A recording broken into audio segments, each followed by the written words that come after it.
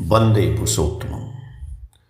आज हम लोग श्री ठाकुर जी के शब्द और उसका अर्थ, जो ठाकुर जी एक एक शब्द की व्याख्या करते थे, उसके ऊपर हम लोग कुछ प्रकाश डालेंगे। जैसे स्वास्थ्य शब्द का अर्थ है स्व प्लस अस्थ, यानी स्व माने अपना और अस्थ माने अच्छी तरह से रहना।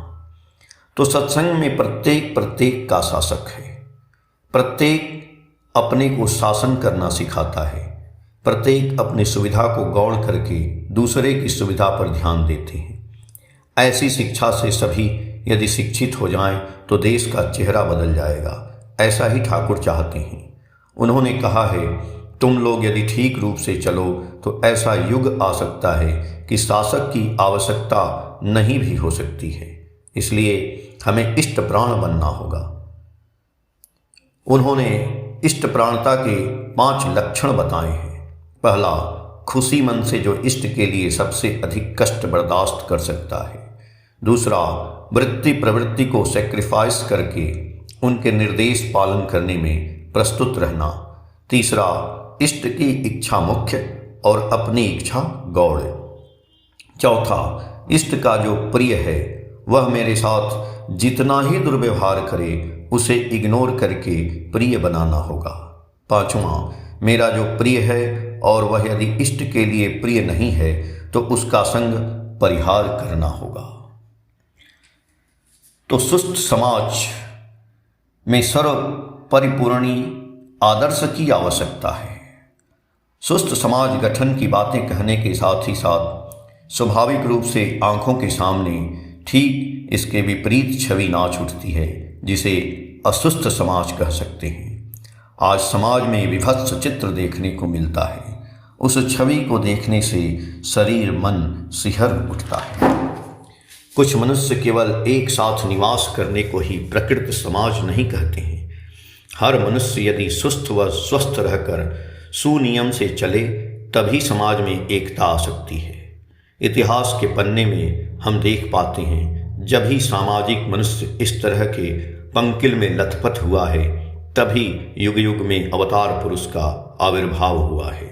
श्री कृष्ण, श्री यीशु, श्री चैतन्य, श्री रामकृष्ण के रूप में एवं उनके निर्देशित पथ पर अनुशासन से सामाजिक मनुष्य ऐसे भय नाना तरह की पंकिलता से मुक्त हुआ है।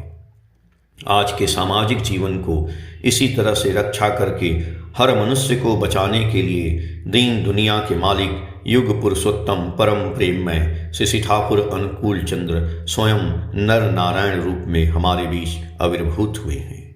श्री ठाकुर ने कहा है, मैं अर्थात व्यक्ति जीवन ही है सुस्थ सामाजिक जीवन गठन की मूल भित्ति। मैं हूँ इसलिए मेरा परिवेश है, अर्थात मेरे अस्तित्व की रक्षा व विकास के साथ ही परिवेश का जो संपर्क है वह मैं के साथ संपृक्त है और मेरे साथ जड़ित है मेरा दाम्पत्य जीवन, परिवार जीवन, उसके बाद समाज जीवन। इस व्यक्ति वैशिष्ट के आचार आचरण व अनुशीलन पर समाज परिवेश निर्भर करता है। इसलिए सुस्त समाज बनाने के लिए समाज के हर मनुष्य को, हर सत्ता को, उनके शरीर व मन को सुस्थता के ढांचे को बनाना विशेष प्रयोजन है और इस ढांचे को व्यक्तिगत जीवन से सामाजिक जीवन में बनाने के लिए ही आवश्यक है सर्व परिपूर्णी आदर्श की दीक्षा व तत्प्रदर्शित व निर्देशित नीति नियमों का अनुशीलन। उनका आदेश निर्देश पालन के जरिए हम हर तरह से बढ़कर विवर्धन के पथ पर जा सकते हैं। मनुष्य के जीवन का यह शाश्वत चलन जिससे सटीक रूप से केंद्रायित होकर तदनुक अनुशीलन से चले, इसीलिए ठाकुर ने इस बार हमारे सामने आचार्य परंपरा की सृष्टि की है। आचार्य आदेश पालन के माध्यम से मनुष्य जीवन व चलन में असीम शक्ति व चेतना का जो प्रकाश होता है, आचार्य देव के आशीर्वाद से जो असंभव से संभव होता है। श्री ठाकुर ने सारा जीवन मनुष्य के सर्वांगीण मंगल के लिए कार्य किया है एवं जो कल्याण का पथ दिखाया है वही शाश्वत कल्याण का पथ है। हम लोग आदर्श समाज बनाना चाहते हैं किंतु यह खूब ही सत्य है कि आदर्श मनुष्य के बगैर किसी भी हालत में आदर्श समाज का गठन हो ही नहीं सकता है। इसीलिए श्री ठाकुर ने आदर्श मनुष्य बनाने के कार्य पर विशेष जोर दिया है एवं उपस्थित ठाकुर के चरणाश्रित सभी इस महान कार्य को करते चले हैं। डॉक्टर बंदोपाध्याय ने कहा कि मैं श्री ठाकुर के संबंध में कुछ नहीं जानता था। जब मैं कलकत्ता विश्वविद्यालय में अध्यापना का कार्य करते समय एक दिन कला व वाणिज्य सचिव डॉक्टर सुभाष बंदोपाध्याय ने बातचीत के क्रम में श्री ठाकुर के दिव्य जीवन व साहित्य की कुछ बातें कहीं। बाद में उन्होंने ठाकुर की कई पुस्तकें उपहार दी। इस तरह से ठाकुर से मेरा प्रेम बढ़ा और उनकी पुस्तकें खूब अच्छी लगीं। समझ सका युग युग में अवतार पुरुष का आविर्भाव व उनके पुण्य कर्म प्रवाह से भारतवर्ष जिस तरह पुण्य भूमि में परिणित हुआ है, श्री ठाकुर ऐसे ही एक ऐसी शक्ति संपन्न महापुरुष हैं एवं उन्होंने वर्तमान समाज जीवन के उन्नयन में एक नई दिशा दिखाई है। इस संबंध में श्री ठाकुर ने स्वास्थ्य शब्द की व्याख्या जो दी है वह अतीव सुंदर है।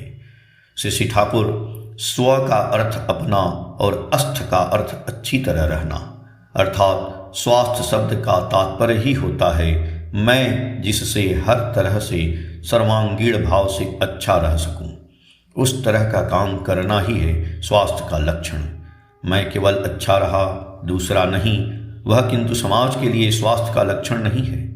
इसीलिए श्री ठाकुर इस धराधाम में आए हैं एवं उन्होंने जन स्वास्थ्य से समाज स्वास्थ्य यानी हर स्तर को सुस्त सबल करने का विधान दिया है। ऐसा उनसे ही संभव है। आज से 3-3.5 वर्ष पहले वैदिक साहित्य में जो सारे शब्द व्यवहृत हुए थे, जो हजारों वर्ष दबे पड़े रहकर भाषा साहित्य से लुप्त हो गए थे, श्री ठाकुर ने अपने भाषा साहित्य में उन शब्दों को पुनर्जीवन दिया है। यह एक विस्मयकर घटना है।